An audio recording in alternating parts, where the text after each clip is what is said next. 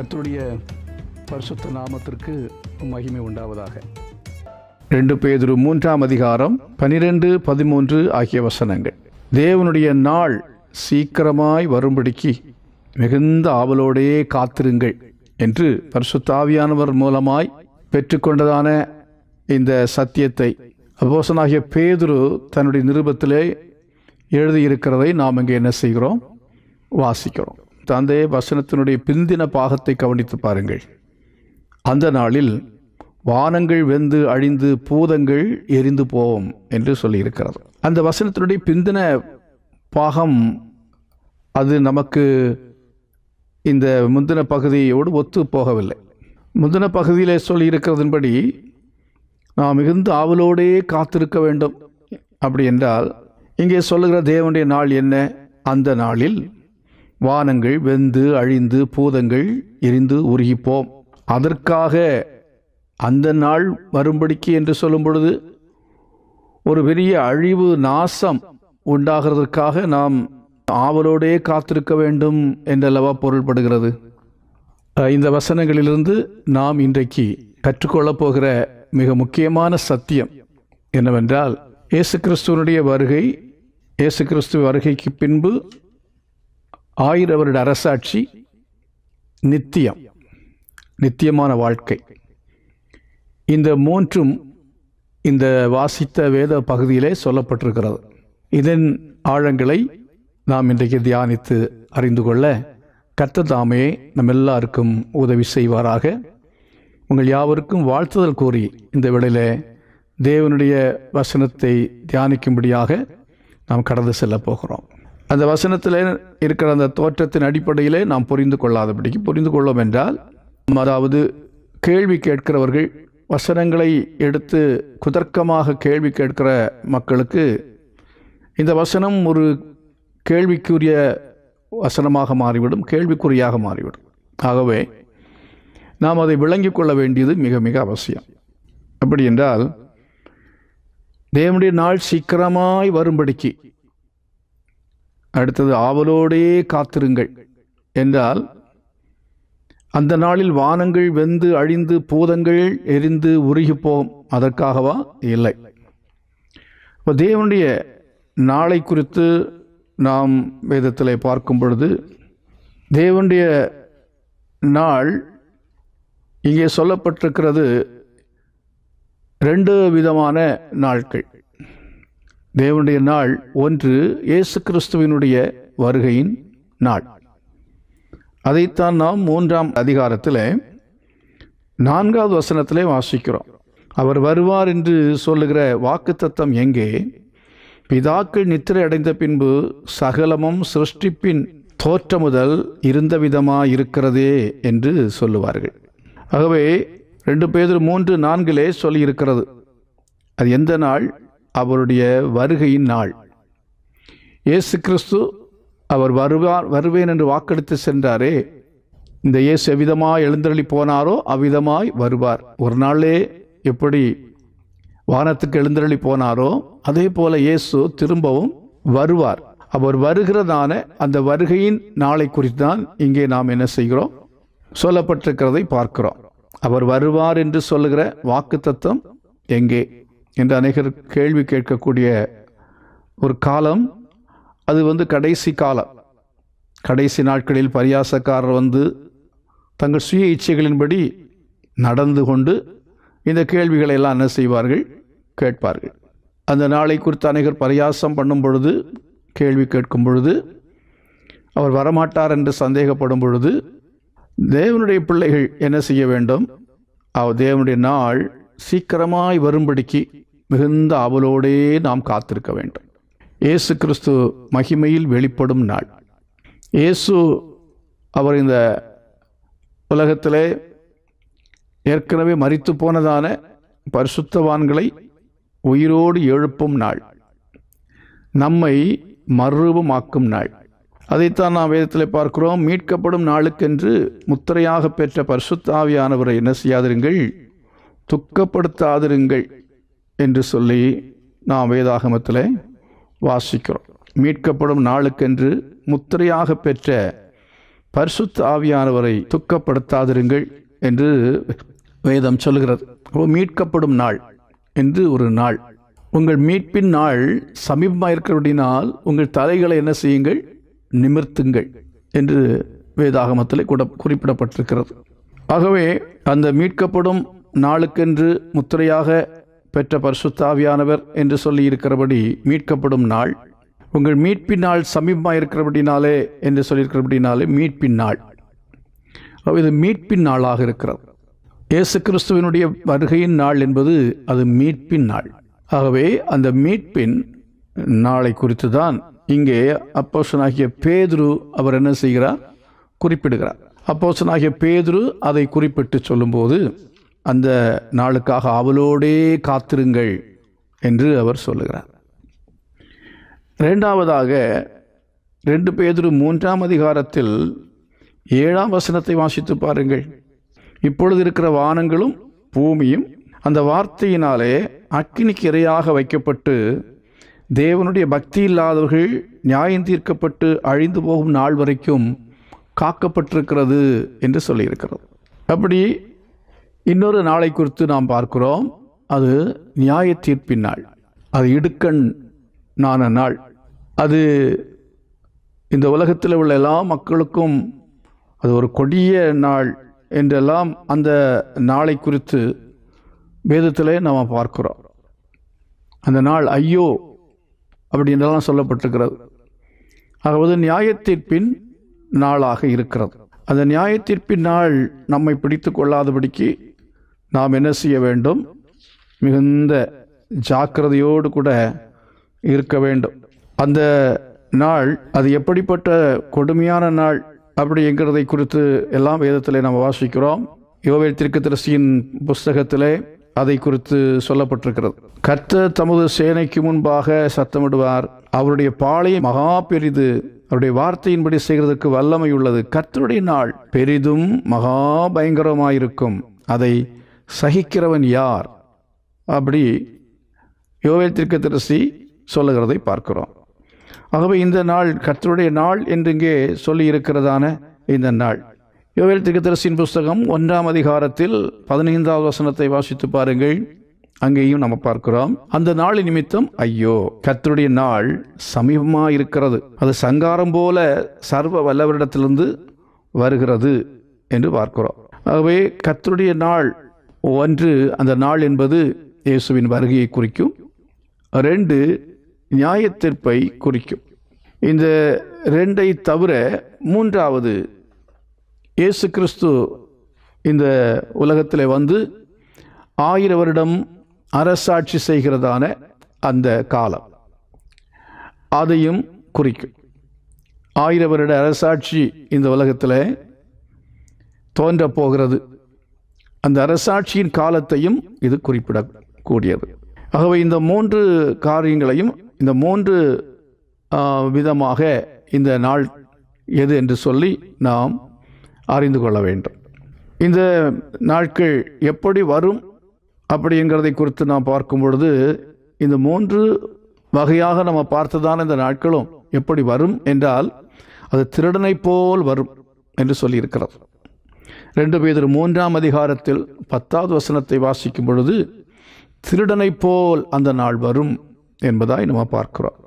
அடுத்ததாக இந்த 2ஆம் வருகையை பற்றிய சில விவரங்களை முதலாவதாக நான் சொல்ல விரும்புகிறேன். பின்பு நியாய தீர்ப்பின் நாள், பிறகு நித்தியம். ஆக இந்த 3 பகுதியாக இதை நான் உங்களுக்கு விளக்கி சொல்ல வேண்டும் என்று விரும்புகிறேன். முதலாவதாக அவருடைய வருகையை பற்றிய விவரங்களை பற்றி பார்ப்போம். வருகையின் நாள், அவருடைய வருகை என்று சொல்லும் பொழுது அவருடைய வருகையின் சம்பவங்கள் வேதத்தில் சொல்லப்பட்டிருக்கிறது. வருகைக்கு முன்பாக நடைபெறக்கூடிய சம்பவங்கள், அடையாளங்கள், அவைகளெல்லாம் இப்பொழுது நமக்கு பார்ப்பதற்கு நேரமில்லை. ஆகவே சம்பவங்கள், அதை தொடர்பான அதன் விவரங்களை நம்ம பார்ப்போம் என்றால், 1 தெசலோனிக்கேயர் 4ஆம் அதிகாரத்தில் 13 17 வரையிலேயும் குறிப்பிடப்பட்டிருக்கிற வசனங்களின்படி மரித்தோரின் உயிர்த்தெழுதலும் உயிரோடு இருப்பவர்களிலே மறுரூபமாக்கப்பட்டு எடுத்துக்கொள்ளப்படுதல் பற்றியதான விவரங்களும் அங்கே குறிப்பிடப்பட்டிருக்கிறதை நம்ம பார்க்கிறோம். அதில் 1 தெசலோனிக்கர் 4:13 வாசித்து பாருங்கள். கிறிஸ்துவுக்குள் மரித்தவர்கள் உயிர்த்தெழுந்து நித்தியமாக வாழ்வார்கள் என்கிற நித்திய நம்பிக்கை நமக்கு உண்டு. அந்த நம்பிக்கை அஞ்ஞானிகளுக்கு இல்லை, நித்திய வாழ்வும் அவர்களுக்கு இல்லை. அப்போஸ்தலனாகிய பவுல் கிறிஸ்துவுக்குள் மரித்த நபர்கள் நிமித்தமாக அவர்களை சார்ந்தவர்கள், குடும்பத்தில் உள்ளவர்கள் அழுகிறதான காரியங்களை குறித்து அறிந்து அவர் அங்கே என்ன குறிப்பிடுகிறார் என்றால், அஞ்ஞானிகளைப் போல நீங்கள் அழ வேண்டாம். நம்முடைய குடும்பங்களில் யாராவது கிறிஸ்துவுக்குள் மரித்து போனார்கள் என்றால் நாம் அழ வேண்டிய அவசியம் இல்லை. அழுகை வரும், ஆனாலும் அஞ்ஞானிகளைப் போல நாம் அழுது புலம்பாமல் கொஞ்ச காலம் அவர்கள் நம்மை விட்டு பிரிந்து போய்விட்டார்கள் என்று எடுத்துக்கொள்ள வேண்டுமே தவிர, எங்கே போனார்கள்? அவர்கள் கர்த்தரிடத்தில் போயிருக்கிறார்கள், கர்த்தருடைய ராஜ்யத்துக்குள் அவர்கள் பிரவேசித்திருக்கிறார்கள். They have gone to a better place. அவர்கள் ஒரு சிறப்பான ஒரு நல்ல இடத்துக்கு போயிருக்கிறார்கள் என்று தான் நாம் எடுத்துக்கொண்டு, ஒரு பக்கம் நமக்கு மாம்சத்தில் பிரிவு நிமித்தம் துக்கம் இருந்தாலும் நாம் ஆத்துமாவிலே சந்தோஷப்படலாம். ஏனென்றால் நல்ல இடத்திற்கு போயிருக்கிறார்கள். அவர்களை குறித்து நமக்கு ஒரு நித்திய நம்பிக்கை உண்டு. அவர்களுக்கு ஆண்டவர் ஒரு நித்தியமான வாழ்வை கொடுத்திருக்கிறார் என்பதனாலே நாம் துக்கப்பட வேண்டிய அவசியம் இல்லை. ஆனால் அஞ்ஞானிகளுக்கு, அதாவது கிறிஸ்துவை அறியாதவர்களுக்கு, கிறிஸ்துவை பின்பற்றாதவர்களுக்கு, கிறிஸ்து இல்லாதவர்களுக்கு, அவர்களுக்கு தான் அஞ்ஞானிகள் என்று அவர்களைத்தான் சொல்லியிருக்கிறது. அவர்களுக்கு அந்த விதமான மரண நாள் அது நம்பிக்கையற்றதான நாள், அது துக்க நாள், அது வேதனையான நாள். அப்படி ஒருவேளை யாராவது நம்முடைய குடும்பத்தில் மரித்து போவார்கள் என்றால் அது நமக்கு மிகுந்த வேதனையான நாள். அன்றைக்கு நாம் அவர்கள் மரித்து போகும்போது அழுகிறதுனாலே பிரயோஜனம் இல்லை. ஆகவே தான் அப்போஸ்தலனாகிய பவுல் நீங்கள் அழ வேண்டாம் என்று சொல்லிவிட்டார். ஆகவே நாம் மரித்த பிறகு அவர்களுக்காக அழுகிறது அவசியமில்லை. அப்படி அழுகிறதை விட உயிரோடு அவர்கள் இருக்கும் பொழுது அவர்களுக்காக நாம் அழ வேண்டும். எப்படி அழ வேண்டும்? முழங்கால் படி போட்டு அழ வேண்டும். முழங்கால் படி போட்டு அவர்களுக்காக நாம் அழும்போது ஆண்டவர் அவர்களை ரட்சிப்பார்.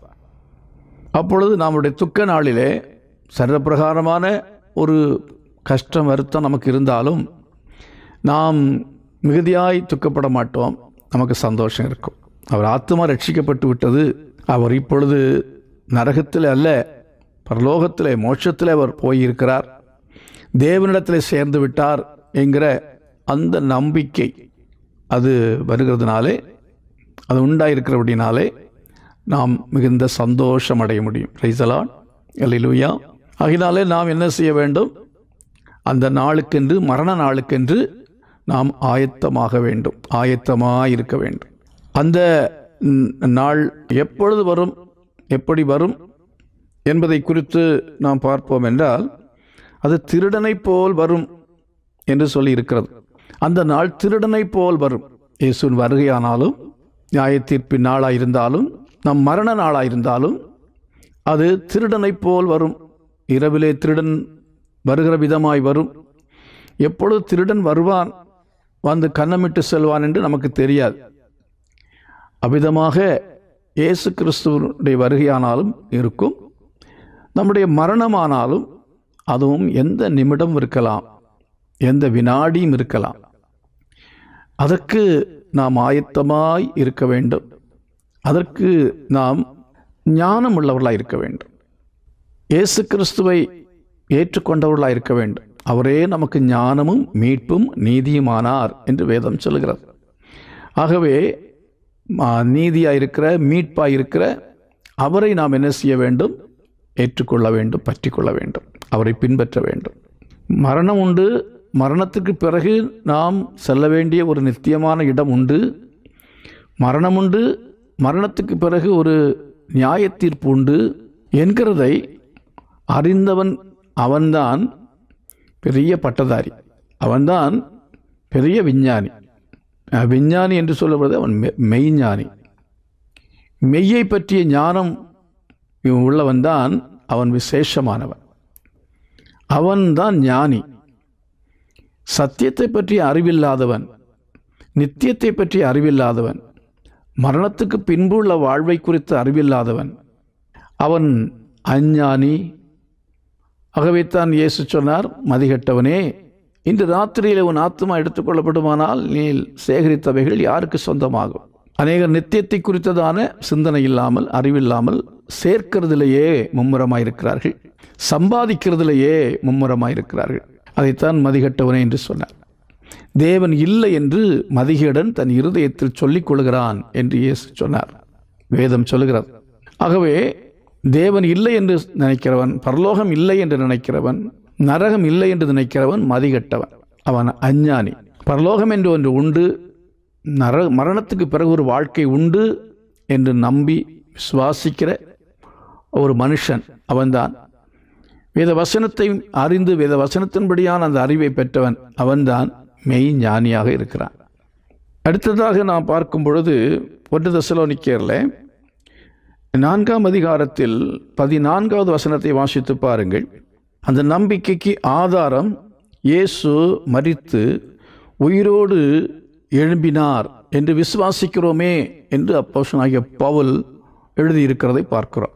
இயேசு கிறிஸ்து மரித்து உயிரோடு எழும்பினார் என்று விசுவாசிக்கிறோமே, அது ஒரு நடந்த சம்பவம். ஆகையினாலே மரணத்துக்கு பிறகு ஒரு வாழ்வு உண்டு என்பது, அல்லது உயிர்த்தெழுதல் உண்டு என்பது, மரித்தவர்கள் உயிரோடே எழும்புவார்கள், மரித்து அவர்கள் மண்ணுக்கு மண்ணாய் போய்விட மாட்டார்கள். இந்த சரீர வாழ்க்கையோடு வாழ்வு ஒழிந்து போகாது. வேதம் சொல்லுகிறபடி மரணத்திற்கு பிறகு ஒரு வாழ்க்கை உண்டு என்பதை நாம் புரிந்து கொள்வதற்கு ஆதாரமாக இயேசு கிறிஸ்து மரித்தார், மரித்த பின் மரணத்திலிருந்து உயிரோடு எழும்பினார். அதை நாம் ஆதாரமாக கொண்டு, அதை ஆதாரமாக வைத்து விசுவாசிக்க வேண்டும். அதை நாம் ஆதாரமாக கொண்டு, அதை நாம் உண்மையாக இந்த உலகத்திலே சம்பவித்ததான அவருடைய அந்த உயிர்த்தெழுதல் வேதத்தில் சொல்லப்பட்டிருக்கிறது, நாம் பார்க்கவில்லை, பார்த்தவர்கள் எழுதி வைத்திருக்கிறார்கள். அது மாத்திரமல்ல, உயிரோடு எழும்பின இயேசு இன்றும் உயிரோடு இருக்கிறார் என்பதற்கு ஆதாரமாக அவருடைய காரியங்கள், அவருடைய கிரியைகள், அவருடைய அற்புதங்கள், அடையாளங்கள் அவர் நாமத்தில் நடைபெறுகிறது. அவர் நாமத்தில் பாவங்கள் மன்னிக்கப்படுகிறது. அவர் நாமத்தில் வியாதியஸ்தர்கள் மேல் கைகளை வைத்து ஜெபிக்கும் பொழுது அவர்கள் சுகமடைகிறார்கள். அவருடைய நாமத்தில் நாம் பிசாசு பிடித்தவர்கள் மேல் கை வைத்து, அல்லாவிட்டால் அவர்களை பார்த்து இயேசுவின் நாமத்தில் அவளுக்குள்ளே இருக்கிற பிசாசுகளை போ என்று சொன்னால் ஓடி போகிறது. அவருடைய நாமத்தின் வல்லமையினாலே நாம் அநேக காரியங்களை இன்றைக்கு நடத்த முடியும். அது நடைபெற்று கொண்டிருக்கிறது. முற்காலங்களிலே இருந்து இந்நாள் வரையிலேயும், இயேசுவின் உயிர்த்தெழுதல் முதல் இன்று வரையிலேயும் அவர் வல்லமை இந்த உலகத்திலே கிரியை செய்கிறது. அவருடைய நாமத்தின் மேல் விசுவாசத்தோடு நாம் செயல்படும் பொழுது அவருடைய நாமத்தின் வல்லமையினாலே நாம் மீட்கப்படுகிறோம், பாவ மன்னிப்படைகிறோம், நம்முடைய வாழ்க்கை அர்த்தமுள்ளதாக மாறுகிறது. ஆகவே தான் இயேசு கிறிஸ்து உயிரோடு எழும்பினார் என்று விசுவாசிக்கிறோம். இந்த உலகத்தில் வேறு எந்த நபர்களையும் யாரை விசுவாசித்தாலும் அதன் மூலமாக நமக்கு இந்த விதமான விடுதலை கிடைப்பதில்லை, இந்த விதமாக ஆரோக்கியம் கிடைப்பதில்லை, சமாதானம் கிடைப்பதில்லை, சந்தோஷம் கிடைப்பதில்லை. ஆகவே தான் இயேசு மரித்து உயிரோடு எழும்பினார், இன்றைக்கும் ஜீவிக்கிறார் என்பதை நாம் விசுவாசிக்க வேண்டும். அப்படி அவர் உயிரோடு எழும்பினார் என்று விசுவாசிக்கிறோமே என்பதாக 1 தெசலோனிக்கேயர் 4ஆம் அதிகாரம் 14ஆம் வசனத்தில் நாம் வாசிக்கிறோம். 1 கொரிந்தியர் 15ஆம் அதிகாரம் 20வது வசனத்தை வாசித்து பாருங்கள். அங்கே இயேசு கிறிஸ்துவோ நித்திரை அடைந்தவர்களில் முதற் பலனானார் என்பதாய் எழுதப்பட்டிருக்கிறது. இயேசு கிறிஸ்துவோ நித்திரை அடைந்தவர்களில் முதற் பலனானார் என்றால், உயிரோடு எழுப்பப்பட போகிற எழும்பினவர்கள் அவரை தவிர வேறு யாரும் இதுவரை இல்லை. அவர்தான் முதலாவதாக இந்த சரீரத்தில் அந்த உயிர்த்தெழுதல் என்கிற அந்த அனுபவத்தை பெற்றவர். இயேசு உயிர்த்தெழுந்ததுக்கு முன்பு யாரும் உயிர்த்தெழவில்லையா என்று நீங்கள் கேட்கலாம். உயிர்த்தெழுந்தார்கள். உயிர்த்தெழுந்த அவர்கள் பின்பு மரித்து போனார்கள். ஆனால் இயேசு கிறிஸ்துவுடைய அந்த உயிர்த்தெழுதல் என்பது இந்த சரீரத்தில் அவர் உயிரோடு எழும்பினாலும் இந்த சரீரத்தில் ஒரு மகிமையின் சரீரமாக அதை பெற்றுக்கொண்டு உயிரோடு எழும்பினார். அதுதான் நித்தியமான வாழ்வுக்குரிய உயிர்த்தெழுதல். அவர் பெற்றுக்கொண்ட சரீரம் லாசரு உயிர்த்தெழுந்தான். இன்னும் பலர் இந்த உலகத்தில் இயேசுவின் நாமத்தினாலே அல்லாவிட்ட இயேசு கிறிஸ்து மூலமாய் உயிரோடு எழுப்பப்பட்டவர்கள் பெற்றுக்கொண்ட சரீரத்தை போல உள்ள சரீரம் அல்ல. அவர்கள் மறுபடியும் நம்மை போலுள்ள மாம்ச சரீரத்தை பெற்றுக்கொண்டார்கள். ஆனால் இயேசு கிறிஸ்து உயிர் தெழுந்த பொழுது பெற்றுக்கொண்ட சரீரமோ அது அழியாத சரீரம். ஆனால் அதே வேளையில் அந்த சரீரத்தில் அவர் என்ன செய்தார்? அவர் ஆட்களோடு பேசினார், அதே போல போஜனம் பண்ணினார், உணவை அவர்களோடு கூட உண்டார் என்றெல்லாம் பார்க்கிறோம். ஆகவே அப்படிப்பட்ட ஒரு சரீரம். இந்த சரீரத்தில் நாம் பாரம் சுமந்து தவிக்கிறோம். உஷ்ணத்தை தாங்க முடிகிறதில்லை, குளிரை தாங்க முடிகிறதில்லை. இந்த சரீரம் துன்பமும் துக்கமும் நிறைந்ததாக இருக்கிறது. ஆரோக்கியம் இல்லாத சரீரமாக இருக்கிறது, வியாதி அடைகிற சரீரமாக இருக்கிறது, பலவீனப்படுகிற சரீரமாக இருக்கிறது, சோம்பல் அடைகிற சரீரமாக இருக்கிறது. பல விதமான நிலைமைகளிலே இந்த சரீரம் நமக்கு ஒரு பாரமான சரீரமாக இருக்கிறது, பாவம் செய்யக்கூடிய சரீரமாக இருக்கிறது. இந்த சரீரத்தில் நாம் பாரம் சுமந்து தவிக்கிறோம் என்று 2 கொரிந்தியர் 5ஆம் அதிகாரத்தில் அப்போஸ்தலனாகிய பவுல் சொல்லியிருக்கிறதை நம்ம பார்க்கிறோம். ஆனால் உயிரோடு எழும்பப் போகிறதான சரீரமோ அப்படிப்பட்டது அல்ல. உயிரோடு எழும்பப் போகிற சரீரம் என்பது அது நமக்கு எந்த பாரமும் இல்லை, கண்ணீர் இல்லை, கவலை இல்லை, வியாதி இல்லை, மரணம் இல்லை, பாவத்தின் போராட்டம் இல்லை. அமிதமாய் ஒரு விடுதலை பெற்ற மகிமையடைந்த மகிமுள்ள சரீரத்தை நாம் பெற்றுக்கொள்ளப் போகிறோம். ஆகவே தான் அப்போஸ்தலனாகிய பவுல் இயேசு கிறிஸ்து மரித்து உயிர் தெழுந்தாரே, விசுவாசிக்கிறோமே என்று அங்கே சொல்லுகிறார். 1 கொரிந்தியர் 15:20 அவர் முதற்பலனானார் என்று சொல்லியிருக்கிறது. அவருக்கு முன்பு உயிர்த்தெழுதல் போல அல்ல. இயேசு உயிர்த்தெழுந்த உயிர்த்தெழுதல் என்பது இந்த உலகத்தில் கடைசியில் ஏற்படுகிற அந்த உயிர்த்தெழுதல், அல்லது உயிர்த்தெழுதலில் 2-3 வகை உண்டு. முதலாம் உயிர்த்தெழுதல், 2ஆம் உயிர்த்தெழுதல். முதல் உயிர்த்தெழுதலில் பல வரிசைகள் உண்டு. அந்த முதல் உயிர்த்தெழுதலில் உள்ளதான வரிசையிலே முதல் வரிசை, அந்த வரிசையிலே இயேசு உயிரோடு எழும்பினார். அதன் பின்பு உயிரோடு எழும்பப் போகிறவர்கள் யார் என்று நீங்கள் கேட்டால், அதைத்தான் நாம் 1 தெசலோனிக்கேயர் நிருபத்திலே வாசிக்கிறோம். அதைத் தொடர்ந்து நீங்கள் பாருங்கள், பிந்தின பகுதியில் என்ன சொல்லியிருக்கிறது? அப்படியே இயேசு எப்படி உயிரோடு எழும்பினாரோ அப்படியே, எந்த மாற்றமும் இல்லை.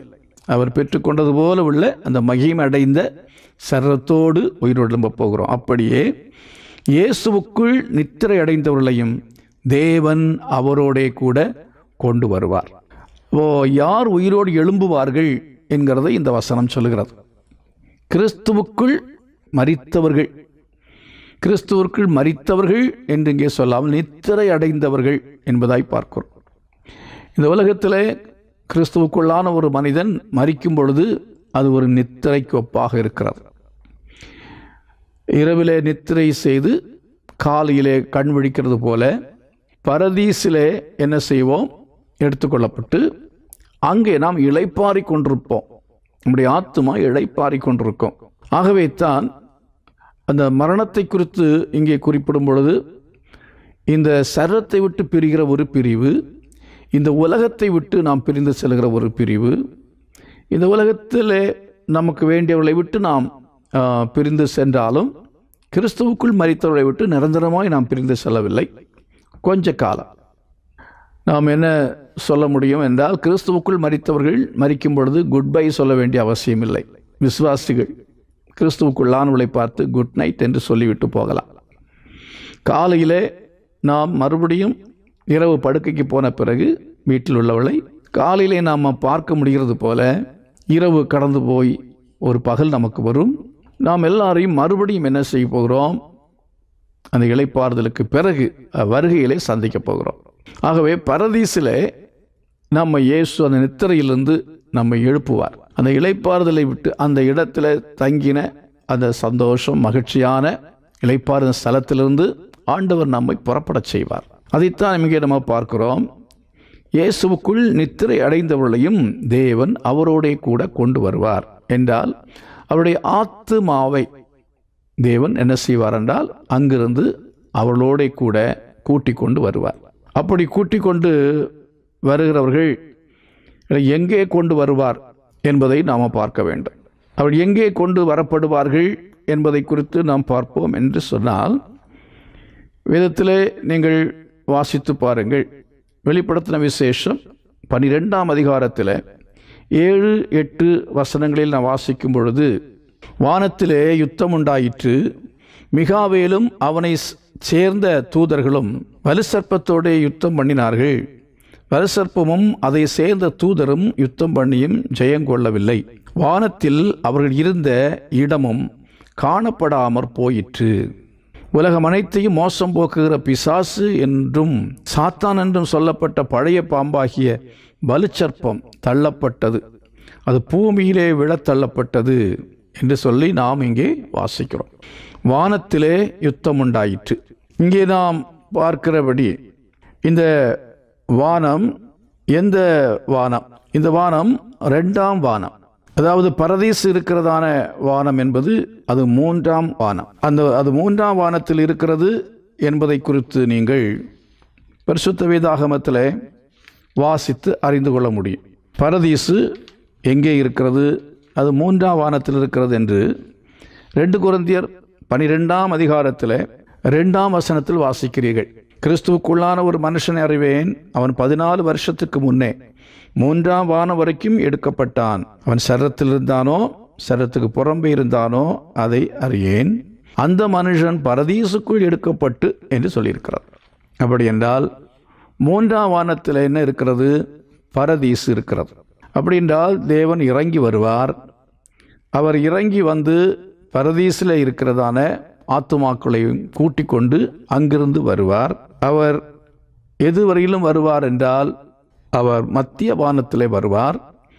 மத்திய வானம் என்று சொன்னால் 3ஆம் வானத்திற்கும் முதல் வானத்திற்கும் இடையில் இருக்கிற வானம். அந்த வானத்தில் இருப்பது யார் என்றால், சாத்தானும் அவனுடைய சேனைகளும் இருக்கிறது. அதை குறித்து எபேசியர் நிருபத்திலே நாம் என்ன செய்கிறோம்? வாசித்து அறிந்து கொள்கிறோம். எபேசியர் 6ஆம் அதிகாரத்தில் நீங்கள் 11, 12 ஆகிய வசனங்களில் வாசிக்கும் பொழுது, வானமண்டலங்களில் உள்ள பொல்லாத ஆவிகளின் சேனைகளோடும் என்று அங்கே குறிப்பிட்டிருக்கிறதை நம்ம பார்க்கிறோம். வானமண்டலங்களிலே உள்ள பொல்லாத ஆவிகளின் சேனைகள். இப்போ வானமண்டலம், இதை நாம் வெளிப்படுத்தின விசேஷத்தில் 12ஆம் அதிகாரத்தில் 7 மற்றும் 8 வசனங்களிலே நாம் வாசித்தோம். வானத்தில் பெரிய யுத்தம் உண்டாயிற்று. வானத்தில் இருக்கிற பிசாசு, வானமண்டலங்கள் இருக்கிற பொல்லாத பிசாசு அவனுடைய சேனையோடு, அது மட்டுமல்ல, பிசாசை தேவன் தள்ளின போது, அவன் விழத்தள்ளப்பட்ட போது வானமண்டலத்திலேயும் அதே போல பூமியிலேயும் அவன் விழுந்தான்.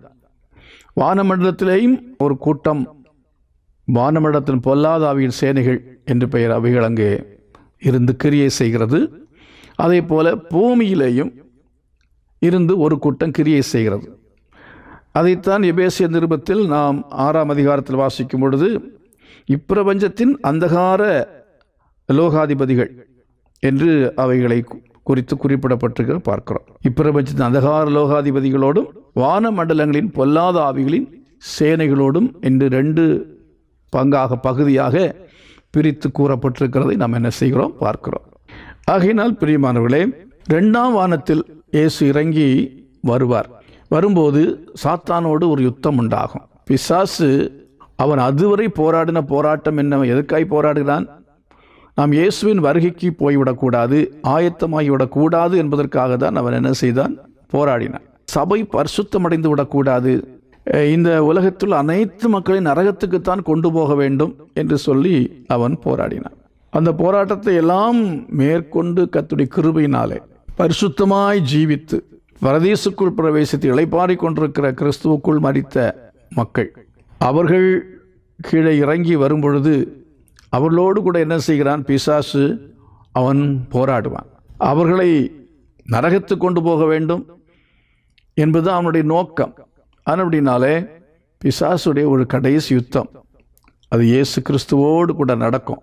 அப்பொழுது இயேசு கிறிஸ்து அந்த சாத்தானை, பிசாசை அவர் விழத்தள்ளுவார், அவனை முறியடிப்பார். மிகாவேலும் அவனுடைய தூதர்களும் என்ன செய்வார்கள்? வந்து யுத்தம் செய்வார்கள்.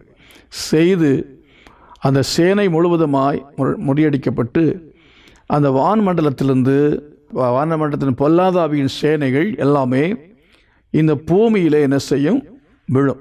ஆகவே தான் பூமியில் குடியிருக்கிறவர்களுக்கு ஐயோ என்று அடுத்த வசனத்தில் வெளிப்படுத்தின விசேஷத்தில் நீங்கள் வாசிக்க முடியும். வெளிப்படுத்தின விசேஷத்தில் 12வது அதிகாரத்தில் அவ்விதமாக நீங்கள் சொல்லப்பட்டிருக்கிறதை நீங்கள் வாசிக்க முடியும். உலகம் அனைத்தையும் மோசம் போக்குகிற பிசாசு என்றும் சாத்தான் என்றும் சொல்லப்பட்ட பழைய பாம்பாகிய பெரிய வலுசர்ப்பம் தள்ளப்பட்டது. அது பூமியிலே விட தள்ளப்பட்டது. அதனுடைய கூட அதை சேர்ந்த தூதரும் தள்ளப்பட்டார்கள் என்று சொல்லி பார்க்கிறோம். கீழே வாசித்து பாருங்கள். 12ஆம் வசனம் சொல்கிறது, ஆகையால் பரலோகங்களே அவைகள் வாசமாயிருக்கிறவர்களே களி கூறுங்கள், பூமியிலும் சமுத்திரத்திலும் குடியிருக்கிறவர்களே ஐயோ, பிசாசானவன் தனக்கு கொஞ்ச காலம் மாத்திரம் உண்டென்று அறிந்து மிகுந்த கோபம் கொண்டு உங்களிடத்தில் இறங்கினபடியால் உங்களுக்கு ஆபத்து வரும் என்று சொல்ல கேட்டேன். மிகுந்த கோபம் கொண்டு உங்களிடத்தில் இறங்கினபடியால் உங்களுக்கு ஆபத்து வரும் என்று சொல்ல கேட்டேன். அது என்ன ஆபத்து என்பதை குறித்து நம்ம இப்பொழுது பார்ப்பதற்கு நேரமில்லை. அந்தி கிறிஸ்துவனுடைய 7 ஆண்டு ஆட்சி காலம். அந்த ஆட்சிக்கு அஸ்திபாரம் போட்டு இந்த உலகத்தை பிடித்து கொண்டு உலகம் முழுவதையும் பிசாசு ஆட்சி செய்ய, ஒரு பிசாசின் ஆட்சி நடக்கும், சாத்தான் ஆட்சி நடக்கும். ஒரு பெரும் கூட்டம் உருவாகி இந்த உலகத்தில் மறைமுகமாய் செயல்பட்டு கொண்டிருக்கிறது. உலகத்தை எல்லாம் ஒரு குடையின் கீழ் கொண்டு வந்து ஒரு நியூ வேர்ல்டு ஆர்டர் என்கிற ஒரு அமைப்பை ஏற்படுத்தி உலகத்தை எல்லாம் ஆளுகை செய்ய வேண்டும். சாத்தானை வழங்க செய்ய வேண்டும். சாத்தானுடைய முத்திரை, மனுஷனுடைய முத்திரையாகிய அந்த 666 மனுஷ எண்கள் ஆகிய 666 தரித்து கொள்ள வேண்டும் என்று சொல்லி பிசாசு அவன் எல்லா காரியங்களையும் செய்து நிறைவேற்றிவிட்டான். வலது கையிலேயாவது நெற்றியிலேயாவது அந்த முத்திரையை தரித்து கொள்ளாவிட்டால் விற்கவும் வாங்கவும் முடியாது என்று சொல்லியிருக்கிறது. அப்படிப்பட்ட ஒரு கொடிய காலம் அதற்கு பிறகு வரும். இந்த உலகத்தை, இந்த தேசத்தை பிசாசு ஆட்சி செய்வான். தடை செய்கிறது இதுவரையிலையும் எது என்றால் இந்த பூமியில் இருக்கிற பரிசுத்த ஆவியானவர். அது மட்டுமல்ல, பரிசுத்தவான்கள். அந்த பரிசுத்தவான்களும் பரிசுத்த ஆவியானவரும் இம்மட்டும் பூமியில் இருக்கிறபடினாலே அந்தி கிறிஸ்துவினுடைய ஆட்சி வர விடாதபடி தேவன் தடை செய்து வைத்திருக்கிறார். இயேசு கிறிஸ்து வரும்பொழுது பரிசுத்தவான்கள் எடுத்துக்கொள்ளப்படும் பொழுது பரிசுத்த ஆவியானவரும் இந்த உலகத்தை விட்டு எடுத்துக்கொள்ளப்படுவார். அப்பொழுது இந்த உலகத்துக்கு ஐயோ, மீதியாய் கைவிடப்பட்டதான மக்கள் இருந்தாலும் அவர்களுக்கு உதவி செய்யும்படியாய் பரிசுத்த ஆவியானவருடைய பலன் இல்லை, துணை இல்லாமல் போகிறது. அவர்களுக்கு ஜெயம் கொடுக்கும்படி, அவர்களை பலப்படுத்தும்படி பரிசுத்த ஆவியான இந்த உலகத்தில் இருக்க மாட்டார். ஆகையினால பிரியமானவர்களே, நாம் இயேசு கிறிஸ்துவனுடைய வருகையிலே நாம் எடுத்துக்கொள்ளப்படவில்லை என்றால் நமக்கு ஐயோ, நாம் அதுக்கு ஆயத்தமாக வேண்டியது மிக மிக அவசியமான காரியம். ஆகவே எந்த இடத்திலே இயேசு வருவார், எங்கு வருவார் அப்படிங்கிறதை நம்ம பார்த்தோம். 2ஆம் வானத்தில் அவர் இறங்கி வருவார். இந்த பூமியிலே அவர் இறங்கி வரமாட்டார். அதைத்தான் நீங்கள் தெசலோனிக்க நிருபத்தில் வாசிக்கும் போது, ஏனெனில் கர்த்தர் தாமே ஆரவாரத்தோடும் பிரதான தூதனுடைய சத்தத்தோடும் தேவ எக்காலத்தோடும் வானத்திலிருந்து இறங்கி வருவார். அப்பொழுது கிறிஸ்துவுக்குள் மரித்தவர்கள் முதலாவது எழுந்திருப்பார்கள். பின்பு உயிரோடு இருக்கும் நாமும் கர்த்தருக்கு எதிர்கொண்டு போக மேகங்கள் மேல் அவர்களோட கூட நாம் எடுத்துக்கொள்ளப்பட்டு இவ்விதமாக எப்பொழுதும் கர்த்தருடனே இருப்போம் என்று சொல்லியிருக்கிறது. அப்படி என்றால் நாம் எடுத்துக்கொள்ளப்படுவோம். அவர் பூமியிலே இங்கே வந்து நம்மோடு தங்க மாட்டார். நாம் அந்த மத்திய வானத்துக்கு எடுத்துக்கொள்ளப்படுவோம். அதைத்தான் நீங்கள் 1 கொரிந்தியர் 15ஆம் அதிகாரத்தில் வாசிக்கிறீர்கள். 15ஆம் அதிகாரம் 51வது வசனம், இதோ ஒரு இரகசியத்தை உங்களுக்கு அறிவிக்கிறேன், நாம் எல்லாரும் நித்திரை அடைவதில்லை, ஆகிலும் கடைசி எக்காலம் தொனிக்கும் போது ஒரு நிமிஷத்திலே, ஒரு இமைப்பொழுதிலே நாம் எல்லாரும் மறுரூபமாக்கப்படுவோம் என்று சொல்லியிருக்கிறார். எக்காலம் துணிக்கும், அப்பொழுது மரித்தோர் அழிவில்லாதவர்களாய் எழுந்திருப்பார்கள், நாமும் மறுரூபமாக்கப்படுவோம். ஒரு இமைப்பொழுதிலே நாம் எல்லாம் மறுரூபமாக்கப்பட்டு அதை தொடர்ந்து நாம் தெசலோனிக்க நிருபத்துக்கு வரலாமே. மீதியை தொடர்ச்சி இங்கே பார்க்கிறோம். அவர்களோட கூட ஆகாயத்தில் எடுத்துக்கொள்ளப்பட்டு இவ்விதமாக எப்பொழுதும் கர்த்தருடனே கூட இருப்போம். அதன் பின்பு கர்த்தரை விட்டு யாரும் பிரிக்க முடியாது. நாம் கர்த்தரோடு கூட நாம் இருப்போம் பிரியமானவர்களே. இதைத்தான் வேதம் சொல்லுகிறது.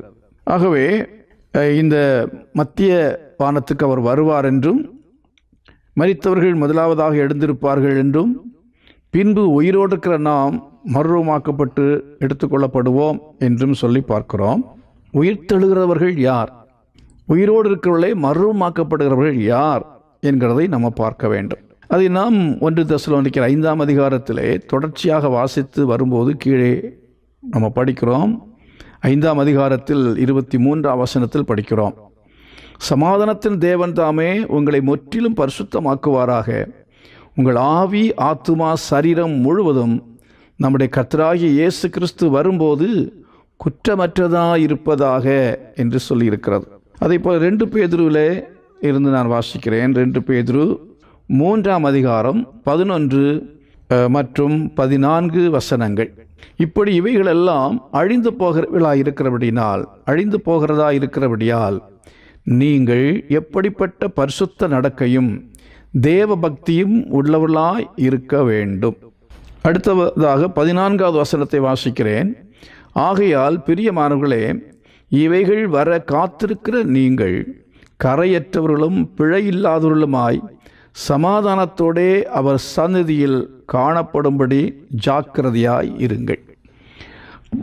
இதற்கு தகுதி உள்ளவர்கள் யார், வருகைக்கு போவதற்கான தகுதி உள்ளவர்கள் யார் என்று நாம் பார்க்க வேண்டும். அதில் 1 தெசலோனிக்கர் 4:23 சொல்லியிருக்கிறபடி குற்றமற்றவர்களாய் நாம் இருக்க வேண்டியது அவசியம். 2 பேதுரு 3ஆம் அதிகாரத்தில் 4ஆம் வசனத்திலே நாம் வாசிக்கிறதன்படி கரையற்றவர்களாய் நாம் இருக்க வேண்டும். 14ஆம் வசனத்தை மறுபடியும் சொல்லியிருக்கிறபடி பிழையற்றவர்களாய் நாம் இருக்க வேண்டும். 3 காரியங்கள்: குற்றமற்றவர்களாய் இருக்க வேண்டும், கரையற்றவர்களாய் இருக்க வேண்டும், பிழையற்றவர்களாய் நாம் இருக்க வேண்டும். மோசே அவனை அடக்கம் பண்ணும்போது சரீரத்தை குறித்து சாத்தான் தர்க்கம் பண்ணினான் என்று சொல்லியிருக்கிறது. நம்மை குற்றஞ்சாட்டுகிறவன் தாழ தள்ளப்பட்டு போனான் என்று சொல்லியிருக்கிறது. ஆகவே நாம் குற்றப்படுத்தக்கூடியதான தவறான காரியங்கள் நம்முடைய வாழ்க்கையில் இருக்கும் என்றார். அதாவது மோசே குறித்து அவன் என்ன குற்றம் சாட்டியிருப்பான், அவன் கோபப்பட்ட காரியத்தை குறித்து சொல்லியிருப்பான். அவ்விதமாய் நாம் குற்றமுள்ள மக்கள் என்று சொல்லும் பொழுது குற்ற மனசாட்சி உள்ளவர்களாக ஜீவிக்கிறவர்கள், குற்ற மனசாட்சி உள்ளவர்களாக இந்த உலகத்தில் ஜீவிக்கிறவர்கள். நம்மில் அநேகர் அப்படித்தான் நம்ம ஜீவித்தோம். ஆனால் ஒரு நாளிலே சுவிசேஷத்தை கேட்ட பொழுது இயேசு கிறிஸ்துவை விசுவாசித்து இயேசுவின் இரத்தத்தினாலே நாம் பாவறிக்கை செய்து இயேசுவின் இரத்தத்தினாலே கழுவப்பட்டு அந்த குற்ற மனசாட்சியிலிருந்து விடுதலை பெற்றுவிட்டோம். ஆகவே இயேசு கிறிஸ்துவின் இரத்தத்தின் மூலமாய் நாம் என்ன செய்கிறோம்? கழுவப்பட்டு நம்முடைய மனசாட்சி சுத்தமாக்கப்பட்டு நாம் குற்றமற்றவர்களாய் ஜீவித்து கொண்டிருக்கிறோம். ஆகையினால பிரியமானவர்களே, மறுபடியும் நாம் பாவங்களிலே விழுந்து தவறு செய்து பின்வாங்கி போய்விட்டோம் என்றால் பிசாசு நம்மை குற்றப்படுத்துவார். நாம் குற்றமுள்ளவர்களாய் மாறிவிடுவோம். பின்மாற்றத்துக்குள்ளே மறுபடியும் போகக்கூடாது. நாம் குற்றமற்றவர்களாய் பழைய குற்றங்களை நாம் செய்யக்கூடாது. அப்படிப்பட்ட குற்றங்கள் புரிதலில் உள்ளவர்களாய் இருப்போம் என்றால் குற்றவாளிகள். அவர்கள் யார் குற்றவாளிகள்? வேத புத்தகத்திலே சொல்லியிருக்கிற சட்டங்கள் பிரமாணங்களை மீறுகிற அந்த குற்றவாளிகள். விபச்சாரம் என்பது குற்றம், கொலை என்பது குற்றம். அதே போல தேவன் நமக்கு சொல்லியிருக்கிறதான அந்த குற்றங்களை புரியாதபடிக்கு நாம் நம்மை காத்து கொள்ள வேண்டும். அவர்கள்தான் வருகையில் எடுத்துக்கொள்ளப்படுவார்கள். அடுத்ததாக கரையற்றவர்கள் என்று சொல்லியிருக்கிறது. நாம் கரையற்றவர்களாய் இருக்க வேண்டும். கரையற்றவளைத்தான் தேவன் தம்முடைய வருகையிலே எடுத்துக்கொள்வார். கரை என்பது என்ன? பாவக்கரை. நாம் உடுத்துகிற உடையில சில சமயத்தில் சில கரைகள் போகவே போகாது. அப்படிப்பட்டதான கரைகள், சொல்லப்போனால் இரத்த கரைகள், அது போகிறதில்லை. ஆகவே அநேகர் அப்படிப்பட்டதான கொடிய பாவங்களை செய்ததினாலே கரை படிந்து இருக்கும். அந்த கரை படிந்ததான வாழ்க்கை உள்ளவர்கள் வருகையில் என்ன செய்ய மாட்டார்கள், போக மாட்டார்கள். ஆகவே நம்முடைய ஆவிக்குரிய ஜீவியம் கரை படிந்ததாய் இராதபடிக்கு நாம் கவனமாக இருக்க வேண்டும், எச்சரிக்கையாக இருக்க வேண்டும். மூன்றாவது, பிழையற்றவர்களாக இருக்க வேண்டும் என்று சொல்லியிருக்கிறது. பிழை என்றால் சின்ன தவறு கூட நம்முடைய வாழ்க்கையில் வராதபடிக்கு நாம் இருக்க வேண்டும். 1 தெசலோனிக்கேயர் 5ஆம் அதிகாரம் 23 மற்றும் 13 வசனங்களின்படி நாம் யாவரோடும் சமாதானம் உள்ளவர்களாக இருக்க வேண்டும். அதைத்தான் சமாதானத்தோடே, இங்கே சமாதானத்தோடே அவர் சந்ததியில் காணப்படும்படி ஜாக்கிரதையாக இருங்கள் என்று சொல்லியிருக்கிறதே, அது என்ன சமாதானம்? 1 தெசலோனிக்கேயர் 5:13 என்ன சொல்லியிருக்கிறது? உங்களுக்குள்ளே சமாதானமாயிருங்கள், அவர்களை மிகவும் அன்பாய் எண்ணிக்கொள்ளும்படி உங்களை வேண்டிக் கொள்கிறோம். அது உங்களுக்குள்ளே சமாதானமாயிருங்கள் என்று சொல்லியிருக்கிறார். ஆகவே சபைக்குள்ளே இருக்கிற நபர்களோடு கூட சமாதானமாக இருக்க வேண்டும். உலகத்திலே உள்ள ஜனங்களோடும் நம்ம சமாதானமாக இருக்க வேண்டும். அதற்காக நாம் என்ன செய்ய வேண்டும்? கீழே நிறைய விஷயங்கள் 1 தெசலோனிக்கேயர் 5ஆம் அதிகாரத்தில் வாசிக்கிறோம். திடனற்றவர்களை தேற்றுங்கள், ஒழுங்கில்லாதவருக்கு புத்தி சொல்லுங்கள், பலவீனரை தாங்குங்கள், எல்லா இடத்துல நீடிய சாந்தமாயிருங்கள், தீமைக்கு தீமை செய்யாதிருங்கள், எப்பொழுதும் நன்மை செய்ய நாடுங்கள், சந்தோஷமாயிருங்கள், ஜெபம் பண்ணுங்கள், எல்லாவற்றிலையும் ஸ்தோத்திரம் செய்யுங்கள், அதுதான் தேவனுடைய சித்தமாக இருக்கிறது.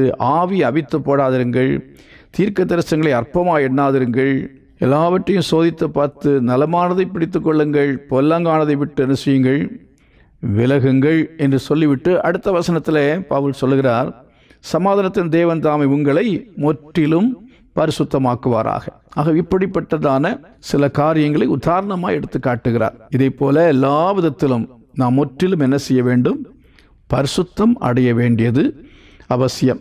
கோபத்தை முற்றிலுமாய் களைந்து முழுமையாக கோபம் இல்லாத ஒரு சாந்தம் நமக்குள்ள வர வேண்டும், பூரண சாந்தம் வர வேண்டும். அதே போல ஒவ்வொரு காரியத்திலையும் நற்கிரியை செய்வதிலே நாம் பூரணராய் மாற வேண்டும். எப்போதும் சந்தோஷமாக கவலைப்படுவதிலே நாம் என்ன செய்ய வேண்டும்? அதை அகற்றிவிட்டு கவலைப்படுகிறவர்களாக இராதபடிக்கு கவலைப்படாமல் எப்போதும் கர்த்தருக்குள் சந்தோஷமாக இருக்கிற ஒரு பூரண சந்தோஷத்தின் அனுபவத்தை கர்த்தர் தர வேண்டும். இடைவிடாமல் ஜெபம் பண்ணுகிறவர்களாக இருக்க வேண்டும். ஜெபம் என்பது இடைவிடாமல் என்றால் நாள்தோறும் தவறாமல் செய்ய வேண்டும். தேவனுடைய சித்தத்தை நாம் நிறைவேற்ற வேண்டும். ஆவி அவித்து போடக்கூடாது, தீர்க்க தரிசனங்களை அற்பமாக எண்ணக்கூடாது, பொல்லாங்காய் தோன்ற எல்லாவற்றை விட்டு விலக வேண்டும். இப்படி நிறைய காரியங்களை நம்ம பார்க்கிறோம். அவை எல்லாவற்றையும் செய்து பரிசுத்தத்தில் பூரணராய் மாற வேண்டும், குற்றமற்றவளாய் மாற வேண்டும், பிழையற்றவளாய் மாற வேண்டும். 2 பேதுரு 3ஆம் அதிகாரம் 14ஆம் வசனம் சொல்கிறது, ஆவலோடே என்ன செய்யுங்கள், காத்திருங்கள் என்பதாய் பார்க்கிறோம். அருமையானவர்களே, விதமாக நாம் ஆவலோடே காத்திருக்கும்படி கர்த்தர் தாமே நமக்கு உதவி செய்வாராக. கண்களை மூடி ஜெபிக்கலாம். நல்ல பிதாவே, இந்த நாளிலேயும் நீர் எங்களோடு கூட பேசின உடைய நல்ல வார்த்தைகளுக்காய் ஸ்தோத்திரம். இந்த வசனத்தை தியானிக்கும்படி நீர் கொடுத்த உடைய மேலான கிருபைக்காய் எம்மை துதிக்கிறோம். தகப்பனே, உடைய வருகை மிக சீக்கிரமாக இருக்கிறது என்பதை நாங்கள் உணர்ந்து நாங்கள் ஒவ்வொருவரும் குற்றமற்றவர்களாய் மாற, நாங்கள் கரையற்றவர்களாய் மாற, பிழையற்றவர்களாய் மாற, நாங்கள் சமாதானத்தோடு காத்திருக்கும்படி, அந்த நாளுக்கென்று காத்திருக்கும்படி கிருபை செய்ய வேண்டும் என்று நாங்கள் ஜெபிக்கிறோம். தொடர்ந்து வரும் நாட்களிலே நாங்கள் மீது காரியங்களை தியானிக்கும்படி எங்களுக்கு கிருபை செய்தருளும். இயேசுவின் நாமத்தில் பிதாவே, ஆமேன், ஆமேன். நம்முடைய கர்த்தர் இரட்சகருமாய் இருக்கிற இயேசு கிறிஸ்துவின் கிருபையும் பிதாவாகிய தேவனுடைய அன்பும் பரிசுத்த ஆவியானுடைய அந்யோன்ய ஐக்கியமும் சமாதானமும் பாதுகாவலும் நம் அனைவரோடும் சகல பரிசுத்தவான்களுடன் கூட இன்று இன்றைக்கு நிலைத்திருப்பதாக. ஆமேன், ஆமேன். கர்த்தர் தாமே உங்கள் ஒவ்வொருவரையும் அளவில்லாமல் ஆசீர்வதிப்பாராக. God bless you. Thank you for watching.